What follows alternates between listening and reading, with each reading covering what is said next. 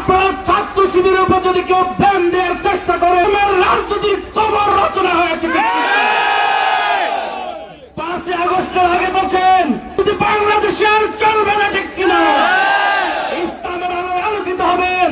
নাঙ্গলকোট, মনোহরগঞ্জ, লাকসামবাসীকে ধন্যবাদ জানিয়েন। কথা শেষ করছি। আসসালামু আলাইকুম ওয়া রাহমাতুল্লাহ।